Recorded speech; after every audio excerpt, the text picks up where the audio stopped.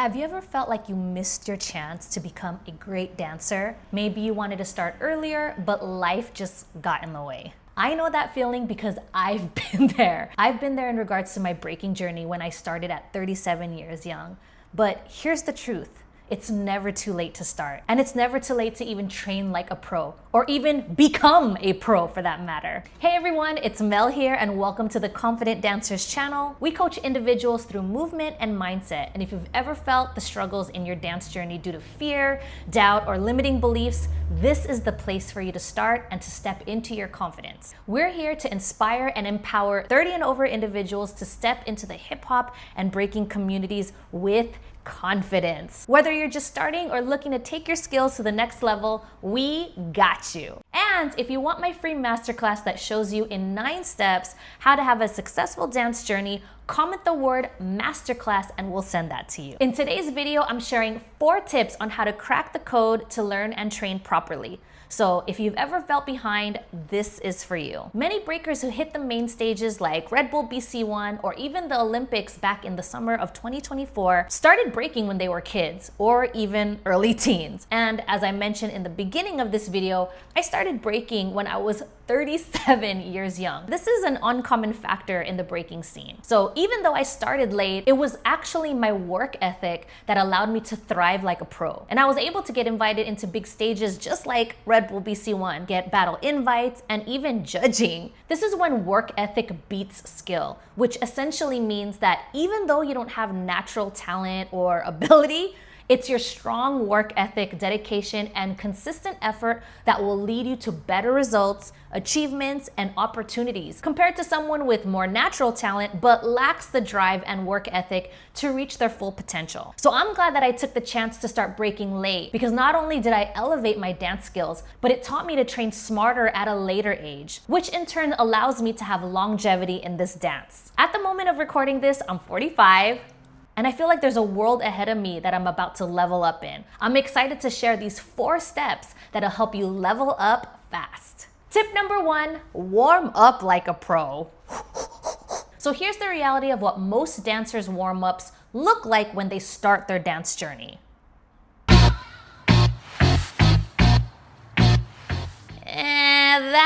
That might work for someone under the age of 20, but as we get older, warm-up is crucial to an effective practice. When I first started training seriously, I actually skipped warm-ups all the time.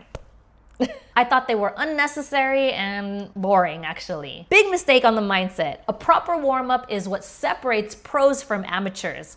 Warm-up prevents injury and preps your body for better movement, which allows you to execute. Warm-ups is a habit of taking care of your body so that you have another day to dance. Seriously. I also want to address that everyone's body is going to need a different kind of warm-up. So through your dance journey, just be curious. Discover what the best warm-up routine is for you at the moment. And be aware that depending on what you're working on, this warm-up will change and whether or not you have certain areas that need more attention than other areas. Everyone's bodies are so different, so discover what works best for you. And let me share with you what I do as a warm-up routine before my breaking sessions. Because I do a lot of dynamic movement like power moves and footwork, and the fact that I started training these moves in my 40s, I actually choose to give myself anywhere between 30 to 45 minutes to warm up. Seriously, I give myself that time. This doesn't necessarily mean that you make your warm-up sessions that long too. I just know what I need in order for my body to keep up with the moves that I want to do. I also use this time to mentally prepare myself for what I'm about to get into. Because I know right now, I am not the type of person or in the place in my life where I can just jump in, execute power moves like I've been doing them for 20 years. Like, no, I've been doing them for less than 2 years. So my mind and body definitely need the extra time. All right, so what does that look like for me, for my body? Okay, so first I do a full body stimulation with my massage gun. I use a hard roller to wake up my body and release fascia, and then shoulder mobility exercises because I have a super tight upper body that needs work on being released and opened up, especially my pecs.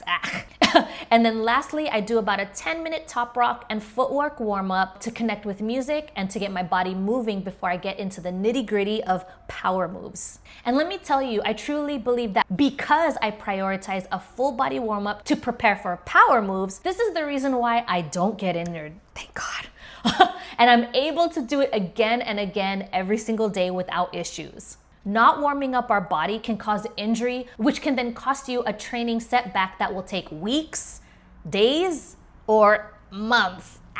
So next time you practice, don't skip the warm-up. So try this routine or something similar that works for your body and your needs, and see how much smoother your session feels. So yes, if you're motivated and you know you want to dance, but actually at this point don't know where to start, grab my free online dance program. The link is in the description box below. Moving on, tip number 2, break down movements like a scientist. And what I mean by this is try to look at movement like a science. When you learn, don't just copy and hope for the best. Try to develop body awareness. Focus on form and technique, like what are the muscles feeling? What muscles are being engaged? What's your range of motion? What's the difference in how your body feels when you rush movement versus slowing down the movement? When you're just learning, this is actually a perfect opportunity to take your time and do what experienced dancers are able to do, which is analyze their moves. Well, how do you do this? Here are 3 ways to analyze movement. Watch closely. Study how each part of the body moves. Slow it down. Practice in slow motion to feel each step. Create your body awareness of what you're feeling.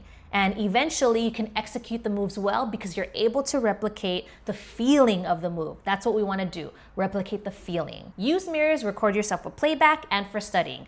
This helps you see what you look like instead of relying on a teacher to give you feedback. And actually watching yourself is a form of self-training. It's an opportunity to analyze, refine, and coach yourself without relying on another teacher to give you feedback or notes. For example, if you're learning the 6th step, don't just go full speed and go full throttle. First, break it down. Focus on foot placement, weight shifts, and transitions. How's your body feeling when you're switching right and left? And bonus body awareness, I'm gonna share something that my friend Melissa, reppin' Vicious by Nature, who actually articulated well on how to first learn the 6th step. And she even shares an important way to break down the movements like a scientist. Check it out.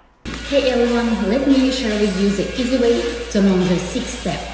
When I was taught, guess, I was taught 1, 2, 3, 4, 5, 6, but I was 23 years old and it was easy to catch for me. But what about kids 7 and under? It's way harder. Let me show you how to make it easy. Before you teach them 6 steps, they need to learn the hook. But before you're going to teach them hook, they need to learn some positions. First position, 0 position, second position, push-up position. And from these positions, they need to learn kicks. Kick, they have to learn how to do kicks. And the same from this position, they have to learn how to do kick. Actually, this kick, we call the cross step, right? And after they learn the kicks, 0 position, push-up position, then it's time to learn hook. Kick, 0. Kick, hook, kick, 0. The same from here. Cross, hook, cross, push-up, cross, hook, cross, push-up. And when the kids learn all the positions perfectly, then it's time to put these positions together. We go into 0 position. Kick, hook, cross, push up, cross, hook, kick, 0. Now you can teach kids 7 and under and it's not going to be complicated for you. Or if you are a kid and it's hard for you, now you can learn easy way. So I know sometimes our mind wants to rush, learn, and get the move now. That's like me. But understanding the mechanics of a move will allow you to build technique, which then makes the movements clean, which then allows the audience to watch you and understand and digest what you're saying. So next time you learn a move, slow it down and record yourself. And even compare your movement to a pro and then adjust accordingly. Study yourself and even study them. Tip number 3, drill like a pro. Something I learned maybe 5 years into my breaking journey was that drilling moves and mindless repetition for the sake of repetition isn't always the best approach to developing our skills. I used to think that practicing a move a few times meant I knew it. But pros don't just learn moves, they master them. And that's what we want to do. We want to master our moves. And repetition is the key, but how you drill actually matters. We got to drill moves like a pro, not like an amateur. So what does pro level drilling look like for beginners? Try this. Set a timer. Drill one move for 5 to 10 minutes straight. Consider playing with different tempos, like alternating from going slow to fast. Use different songs. This is fun. So you get to test your movement it across various beats and styles of music. And then when you train, because when you train with the same music, well, you become reliant on that song. And when we look at the reality of ciphers and battles, we are actually at the mercy of the DJ.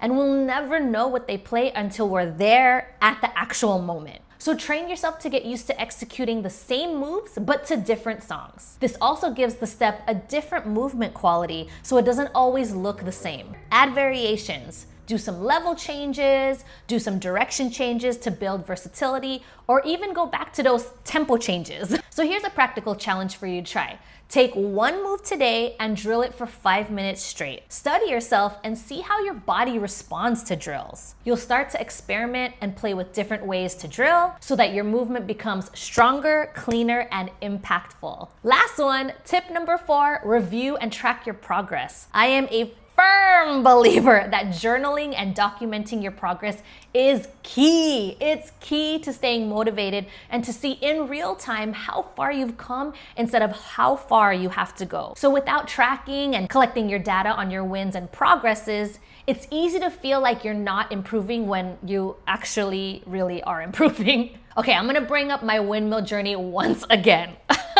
And if you've been watching my videos, I actually talk religiously on how I've been working on the windmills. And till this day of recording it, I haven't been able to execute continuous windmills yet. I used to get frustrated because I didn't notice my progress. I was consistent, I was showing up, ready to work, but I just wasn't getting what I wanted, which was continuous windmills. So even though I'd get all frustrated in practice, it's actually my habit of recording, writing down my progress and my wins for each session, and then seeing that helped me see how far I've come. So for you, tracking your training and progress can look like writing your goals, what small wins and big wins show up for you that day, anything that's gonna help you stay motivated and see how far you've come. So let me show you what mine looks like actually.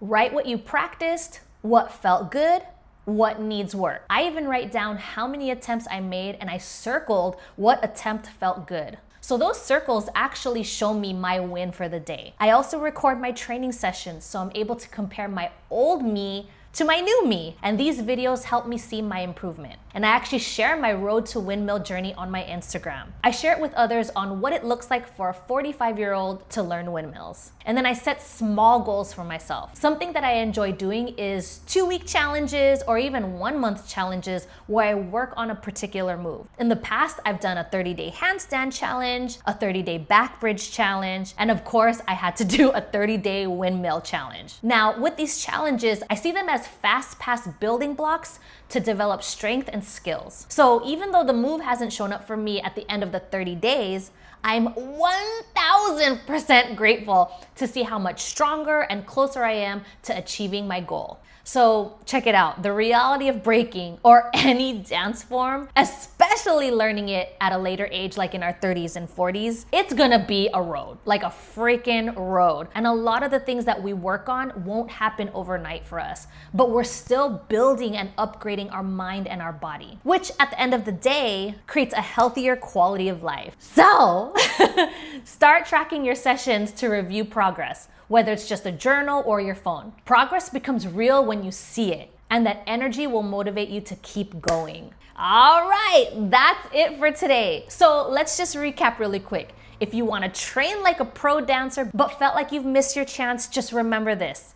It is never too late to start training like a pro. Start with these 4 steps. Warm up, break down movements like a scientist, drill consistently, and track your progress. I hope you enjoyed this video, and I love sharing my lessons on what worked for me in my 20+ years of dancing. And I hope that this positively impacts someone out there who's watching this right now. If you're serious about leveling up your hip hop dance, building the confidence you truly want, and want to work with me directly, click on the link below for a free consultation call. Love you all. See you next week.